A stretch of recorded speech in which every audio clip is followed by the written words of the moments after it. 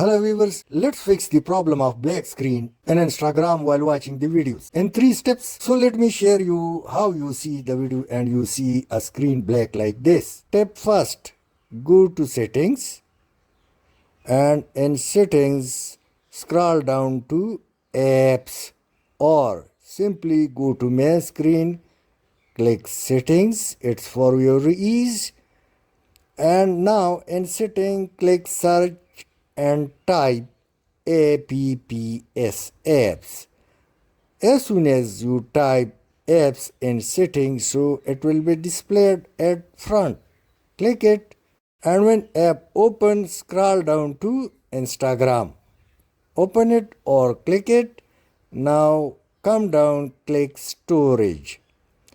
And when it opens, so note the cache, clear cache, click it, and now cache has been cleared. Now your problem should have been resolved. In case if it's still not resolved, so go for tip 2. Open your mobile settings and now in search type display.